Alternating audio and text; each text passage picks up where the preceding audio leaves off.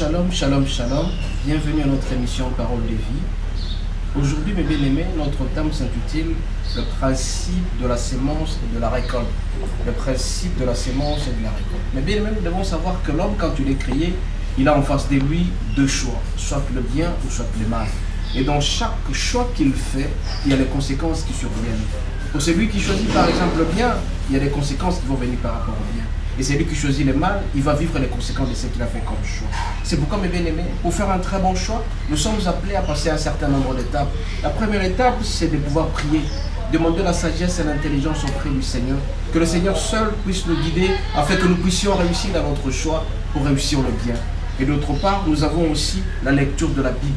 Quand vous lisez régulièrement la Bible, vous aurez des inspirations, vous aurez des révélations pour que le Seigneur vous guide dans votre choix. Et en troisième lieu, vous devez demander conseil à ceux-là qui vous entourent. Mais bien aimé, dans certains projets, par exemple le projet du mariage, vous ne pouvez pas réussir seul si jamais vous ne demandez pas la face de Dieu. Vous ne pouvez pas réussir si vous ne lisez pas la Bible. Vous ne pouvez pas réussir si vous ne demandez pas de conseil. Et d'autre part aussi, si vous voulez faire un choix pour votre profession, la profession que vous choisissez, profession d'avocat, profession de ministre, profession des politiciens, vous devez demander l'approbation, c'est-à-dire la sagesse et l'intelligence auprès du Christ. Si vous voulez devenir par exemple un homme respectueux, responsable, un choix que vous faites, vous devez demander auprès du Seigneur. Raison pour laquelle en ce matin, mes bien-aimés, nous sommes en train de parler d'un thème assez intéressant, le principe de la sémence et de la récolte. Ce que vous allez saisir, vous allez vivre les conséquences positives ou conséquences négatives. Raison pour laquelle nous allons lire dans Galates 6 du 7e, Galates 6 du 6e jusqu'au 10e verset. Nous lisons au nom de Jésus. Galates 6, 7 jusqu'à 10. Ne vous y trompez pas, on ne se moque pas de Dieu. Ce qu'un homme aura sémé, il le moissonnera aussi. Celui qui sème pour sa chair, moissonnera de la chair la corruption. Mais celui qui sème pour l'esprit, moissonnera de l'esprit la vie éternelle. Ne nous lassons pas de faire le bien, car nous ne moissonnerons que ce qu'on a fait au temps convenable. Si nous ne lâcherons pas. Ainsi donc, pendant que nous en avons l'occasion, pratiquons le bien envers tous et surtout envers le frère en foi. Je vous ai dit, mes bien-aimés, toute personne qui fait un choix, il va récolter ce qu'il a fait. Ce que vous sémez, vous allez récolter. Par exemple, si vous sémez la générosité, vous êtes généreux, vous donnez facilement, vous assistez les gens facilement, ceux qui sont en souffrance, par rapport aux moyens que vous avez. Vous donnez de l'argent, vous assistez les autres, et le Seigneur à son tour fera en sorte que vous ne puissiez jamais manquer quelque chose chez vous. C'est-à-dire que vous allez vivre de générosité en générosité. Si vous voulez vivre dans la joie, mes bien-aimés, vous sémez la joie dans votre vie. Partout où on passe, vous laissez la joie, vous laissez la paix, vous ne laissez pas le chagrin. Le Seigneur fera en sorte que vous puissiez toujours vivre dans la joie. Partout où vous passez, mes bien-aimés, vous laissez la paix. Cette paix va aussi caractériser votre foyer, votre famille. Et quand vous arrivez quelque part, vous n'êtes pas méchant, vous sémez la paix et la joie. Et ce que vous allez faire, vous allez remarquer, mes bien-aimés, que tout cela reviendra un jour auprès de vous. Parce que vous avez sémé la générosité, vous avez sémé la bonté, vous avez sémé la paix. Et vous allez vivre cette paix-là. Mais par contre, mes bien-aimés, si vous sémez par exemple la méchanceté, vous êtes méchant envers les gens, c'est vous qui êtes là pour concocter les mauvais projets contre les autres.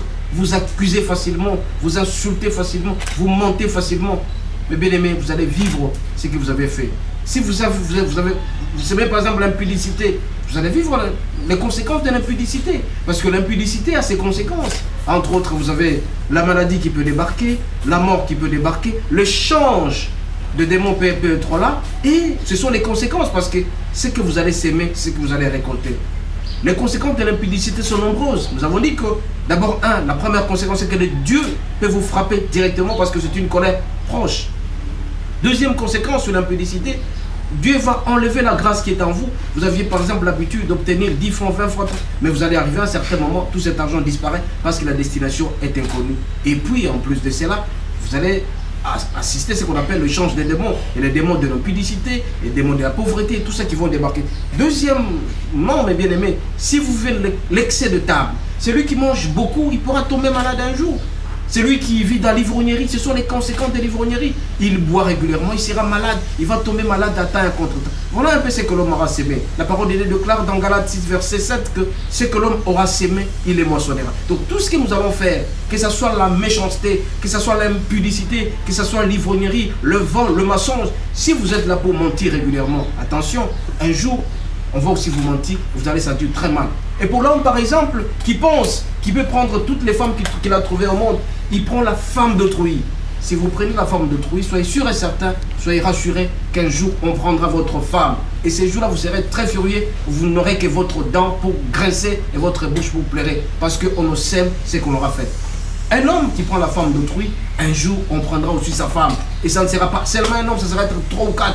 À ce moment-là, vous allez souffrir sérieusement. Et une femme qui prend les hommes d'autrui, et bien aimé, cette femme-là va remarquer que les hommes, les autres femmes vont prendre aussi son mari. Elle va pleurer, elle n'aura que des dents pour pleurer. Raison pour laquelle, en ce matin, nous disons que ce que l'homme aura semé, il les moissonnera. Si par contre vous êtes généreux, vous savez partager facilement, vous aussi vous serez béni régulièrement. Parce que nous avons dit à l'introduction que on a un choix entre le bien et le mal. Celui qui choisit le bien, il vivra toujours le bien. Mais par contre, celui qui est méchant, il ne fait qu'insulter. Quand il arrive quelque part, il met tout le monde mal à l'aise. Attention, lui aussi sera très mal à l'aise un jour. C'est pourquoi nous disons encore une fois, à travers la parole de Dieu, que on ne peut pas se tromper. C'est que l'homme aura semé, il les moissonnera. Raison pour laquelle, mes bien-aimés, pour faire un choix, nous avons l'obligation de prier le Seigneur, de demander la sagesse du Seigneur avant de poser un acte. Est-ce que cet acte pourra avoir des conséquences positives dans ma vie ou cet acte aura des conséquences néfastes dans ma vie? Dans chaque acte, dans chaque choix que nous faisons, il y a des conséquences positives ou négatives. C'est que l'homme aura semé, il les moissonnera. Vous ne prenez pas soin de vos enfants. Puisque vous ne prenez pas soin de vos enfants, vous pensez vraiment que quand vous serez vieux, ces enfants prendront soin de vous? Non, mes bien-aimés, vous devez savoir que si vous prenez soin de vos enfants régulièrement, et quand vous serez vieux, ces enfants prendront aussi soin de vos enfants, de vous-même, et vous serez très heureux dans votre vie. Mais par contre, vous les enfants, quand les parents vous envoient, quand le parent veut que vous puissiez être à leur côté, mais vous les insultez. Attention, quand aussi vous serez vieux, ces enfants, vos enfants vont commencer à vous insulter et vous allez sentir très mal. Vous allez vous poser la question, pourquoi mes enfants ne s'approchent pas de moi? C'est parce que tout simplement, vous aussi à votre tour, vous avez insulté vos parents. Raison pour laquelle en ce matin, en train de parler de la parole de vie, on nous demande tout simplement, bien aimé, de respecter le principe de la sémence et de la récolte.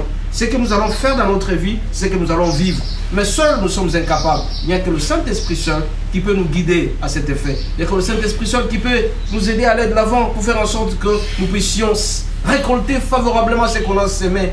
Faisons tout, mes bien-aimés, pour s'aimer la générosité, pour s'aimer la joie, pour s'aimer la paix, pour s'aimer la bonté, pour que nous puissions vivre cela, pour ne pas s'aimer la méchanceté, parce que la méchanceté viendra avec des conséquences autour de nous. Ce sont ces méchancetés-là qui vont nous déboulonner sérieusement, mes bien-aimés. Le Seigneur nous aime, il nous aime tant, il veut que nous soyons très heureux. Et ce bonheur, cette bonté ne peut venir que si jamais que nous nous investissons dans la parole positive. Mais si vous êtes un menteur, soyez sûr et certain que vous allez vivre ces mensonges-là en vous-même. Et par contre, mes bien-aimés, nous devons savoir aussi que quand vous sortez quelque chose de votre bouche, vous pensez que vous êtes en train de mentir. On vous dit par exemple, on vous pose la question, est-ce que vous avez fait ça? Vous niez. Mais un jour, quand vous allez faire ça, les conséquences seront plus néfastes. C'est pourquoi on nous dit ici, mes bien-aimés, de fuir l'impudicité, de fuir le mensonge, de fuir ce qui n'est pas bon, de fuir la méchanceté. Il n'y a que le Seigneur seul qui peut nous aider à être vraiment responsables dans ce que nous faisons. Ainsi donc, mes bien-aimés, nous devons toujours être des bons côtés. Nous devons demander à ce que le Seigneur soit avec nous, afin que ce principe de la sémence et de la récolte puisse aller normalement dans notre vie, que nous puissions s'aimer tout simplement les biens. Dans tous les choix que nous allons faire, que nous puissions respecter les différentes étapes, que nous puissions, avant de réussir quelque chose, dans le mariage, dans le travail, dans tout ce que nous faisons, que nous puissions prier, nous puissions lire la Bible et demander conseil aux autres afin que nous puissions réussir. Ainsi donc, mes bien-aimés, afin de clôturer, nous allons prier pour que le Seigneur nous éclaire et nous donne la lumière afin que nous puissions réussir notre projet. Excellent Père de grâce, excellent Père de gloire. En ce matin, où tu nous apprends le principe de la sémence et de la récolte, nous voulons te demander, Seigneur, que tu puisses nous donner l'intelligence et la sagesse avant de pouvoir nous engager à quelque chose, de pouvoir prier et de lire régulièrement la Bible et demander conseil. Et que le Saint-Esprit nous accompagne de poser toujours les actes positifs. Que nous puissions faire toujours les biens. Parce que le mal aura des conséquences néfastes dans notre vie. Nous voulons être très heureux dans notre vie. Nous voulons, Seigneur, t'aimer davantage en posant toujours le bien. C'est en faisant le bien, Seigneur, que tu prendras plaisir. Et si donc tu vas installer à nous la joie, la persévérance, la fidélité, la bonté, la générosité. Et tout cela que nous allons côtoyer seront très heureux. Nous t'avons ainsi prié au nom de Jésus. Amen. Amen. Amen. Encore une fois, nous disons merci à cette parole de vie. Nous demandons à ce que le Seigneur vous bénisse davantage, que vous puissiez être là uniquement pour poser les actes positifs en faisant du bien et non le mal. Et quand vous faites le bien, vous allez vivre les conséquences positives du bien et vous serez très heureux. Que Dieu vous bénisse et à la prochaine. Ciao.